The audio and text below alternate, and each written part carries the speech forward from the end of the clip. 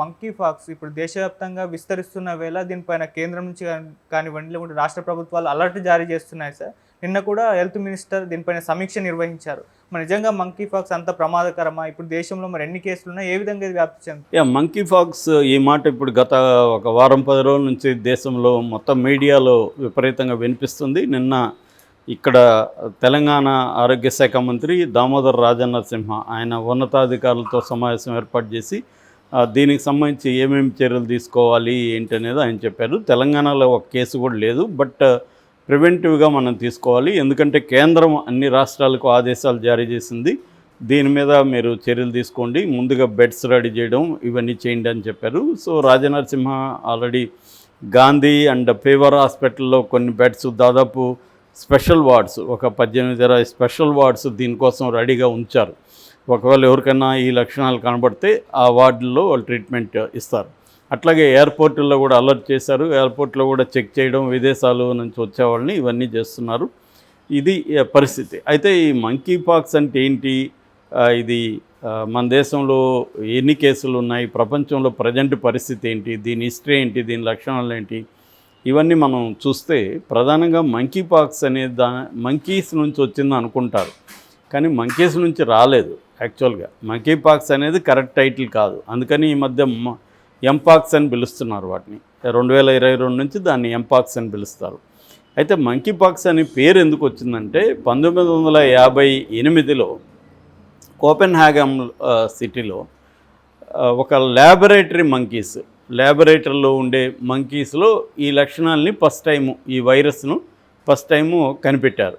అందుకని మంకీస్లో కనిపెట్టారు కాబట్టి మంకీ పాక్స్ అని పేరు పెట్టారు. ఆ లక్షణాలు ఏమో స్మాల్ పాక్స్కి సంబంధించిన లక్షణాలు. అంటే స్మాల్ పాక్స్లో ఉండే వైరస్ వెరియోలా కైండ్ ఆఫ్ వైరస్ అంటారు. ఈ వెరియోలా కైండ్ ఆఫ్ వైరస్సే దీంట్లో కూడా ఉంది. అందుకని మంకీ పాక్స్ అన్నారు. మనకు స్మాల్ పాక్స్ లక్షణాలు ఏముంటాయి, దుద్దుర్లు అంతా రావడం, స్కాబ్స్ అంటారు వాటిని, అవి సీమ్ పట్టడం, ఇవన్నీ జరుగుతాయి. అయితే ఇవాళ ప్రపంచంలో స్మాల్ పాక్స్ ఎక్కడా లేదు. ఎందుకంటే దానికి వ్యాక్సిన్ వచ్చేసింది, అది కనుమరుగైపోయింది. ఎప్పుడైనా కూడా పాత జబ్బులు ఒక్కొక్కసారి మళ్ళీ వస్తుంటాయి. కొన్ని పాత జబ్బులు కనుమరుగైపోయి వేరే కొత్త జబ్బులు, దాని వేరియంట్స్ రకరకాలుగా వస్తుంటాయి. ఈ మనకి మామూలుగా వైరస్లు కొన్నిట్లో జూనోటిక్ వైరస్లు అంటారు. జూనోటిక్ వైరస్ అంటే జంతువుల నుంచి మనుషులకి వ్యాపించే వైరస్ని జూనోటిక్ వైరస్ అంటారు. ఇది కూడా మంకీ పాక్స్ కూడా ఒక జూనోటిక్ వైరస్ అన్నమాట. ఇది వేరియోలా కైండ్ ఆఫ్ వైరస్, అంటే small pox kind of virus. ఇది ఫస్ట్ ఏమో నేను ఇందాక చెప్పిన 1958లో కోపెన్హాగన్లో ల్యాబొరేటరీ మంకీల్లో ఫస్ట్ బయటపడింది. దాని తర్వాత 1970లో డిఆర్సి అంటారు. డిఆర్సి అంటే democratic republic of Congo, central African country. So ఆ దేశంలో ఇది కేసులు ఎక్కువ వచ్చాయి. ఆ దేశంలో చాలామంది చనిపోయారు. So central Africa and African కంట్రీస్లో ఎక్కువ వచ్చింది. నేను యాక్చువల్గా 2010లో ఈ డిఆర్సీకి వెళ్ళాను, కాంగో కిన్షాసా అని రాజధానిలో ఉన్నాను. అప్పుడు చూస్తే ఈవెన్ ఎల్లో ఫీవర్తో కూడా అక్కడ చనిపోతున్నారు. ఎందుకంటే అక్కడ పబ్లిక్ హెల్త్ అనేది వెరీ వెరీ పూర్, లో క్వాలిటీలో ఉంటుంది. అందుకని కాస్ట్ కూడా ఫీవర్ వస్తే కూడా $30 అప్పుడు ఖర్చు అయ్యాను అనమాట. అంటే కొన్ని హాస్పిటల్స్ ఉంటాయి, అవి ఇండియన్స్వి లేదా వెస్ట్రన్వి ఉంటాయి తప్ప ఆఫ్రికన్కి వైద్యం కూడా అందుబాటులో ఉండదు, పావర్టీ ఉంటుంది. అందువల్ల ఎల్లో ఫీవర్తో కూడా ఇప్పటికీ అక్కడ ఎక్కువ మంది చనిపోతుంటారు. సో అందువల్ల సౌత్ ఆఫ్రికా వీటిలో లేదు, only central Africa, western African కంట్రీస్లో మాత్రమే ఇది ఎక్కువగా ఉంది. సో ఇప్పటి వరకు తీసుకుంటే మొత్తం చరిత్రలో అంటే 58లో ఇది బయటపడినాక 70లో మాత్రమే పెద్ద ఎత్తున మనుషులకి వచ్చింది, 58లో మంకీస్లో బయటపడింది. సో ఆ 70 నుంచి ఇప్పటి వరకు తీసుకుంటే 116 దేశాల్లో దాదాపు 1,00,000 కేసులు ఇప్పటివరకు బయటపడ్డాయి. అందులో ఆ కేసుల్లో ఏంటంటే మరణాల రేటు చాలా చాలా తక్కువ, 1% కంటే తక్కువ ఉంటుంది. 108 మంది మాత్రమే ఈ 1,00,000 కేసుల్లో చనిపోయారు, ఎక్కువ మంది చనిపోలేదు. ఇక ఈ మధ్య కాలంలో తీసుకుంటే 2022 నుంచి ఇప్పటి వరకు ఈ ఎంపాక్స్ దాదాపు 30 మందికి మాత్రమే వచ్చాయని చెప్తున్నారు. అయితే ఇప్పుడు మొన్న జూన్ 15 నుంచి 2029 జూన్ 15, 24 జూన్ 15లో ఎక్కువగా వస్తున్నాయని చెప్తున్నారు. వరల్డ్ హెల్త్ ఆర్గనైజేషన్ ప్రకారం 2103 కేసులు వచ్చాయి 42 దేశాల్లో అనేది. ఇండియాలో మాత్రం తీసుకుంటే మనకి 2022 నుంచి నేను ఇందాక చెప్పినట్టుగా 30 కేసులు మాత్రమే ఇండియాలో ఉన్నాయి, మరణాలు లేదు. అయితే 32 ల్యాబ్స్ దీనికోసం కేటాయించి వైరస్లు ఎక్కడైనా ఉన్నాయనేది పరిశీలిస్తూ ఉన్నాయి ఇండియాలో. 20 మనకి లేటెస్ట్గా వచ్చిన కేసు చెప్పాలంటే మార్చి ఎండ్లో ఒక కేసు వచ్చింది. కాబట్టి మార్చి నుంచి ఇప్పటి వరకు ఒక కేసు కూడా ఇండియాలో ఎక్కడ నమోదు కాలేదు. కాబట్టి ఏ రకమైన భయపడాల్సిన అవసరం అయితే లేదు.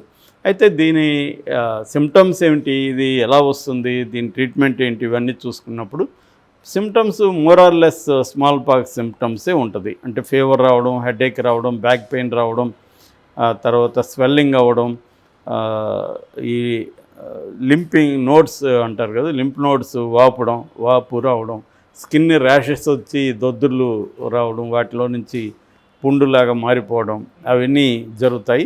రేర్గా బ్రెయిన్కి కూడా ఇది సోకుతుంది రేర్ కేసులో.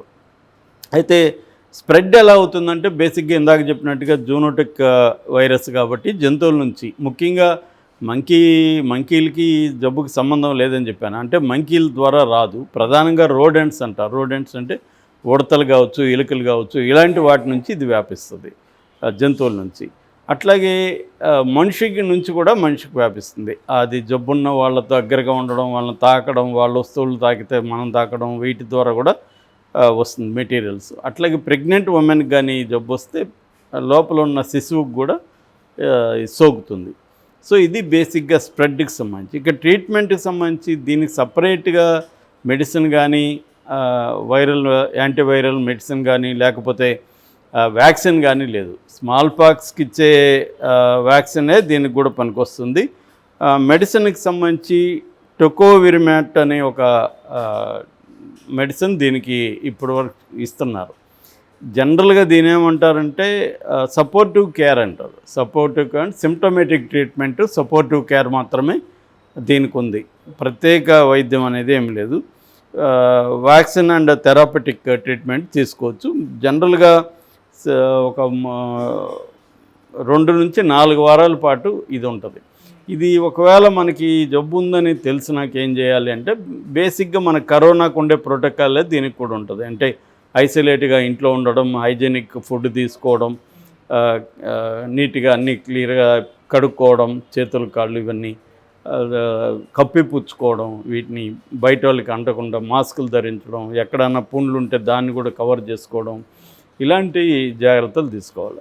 అట్లాగే గవర్నమెంట్స్ కూడా దీనికి సంబంధించిన ముందస్తు జాగ్రత్తలు ఏంటంటే పీపీఈ కిట్లు రెడీ చేసి పెట్టుకోవడం, బెడ్లు రెడీ చేసి పెట్టుకోవడం, దీనికి సంబంధించిన ఇందాక చెప్పిన మెడిసిన్స్ని బంచ్గా పెట్టుకోవడం, ఇవి చేయాలి. అందుకని ఇప్పుడు మన ఇండియన్ గవర్నమెంట్ ఏంటంటే భయపడాల్సిన అవసరం లేదు. సైంటిస్టులు అందరూ కూడా డాక్టర్లు చెప్తున్నది ఏమంటే దీనికి సంబంధించి ప్యానిక్ అవసరం లేదు.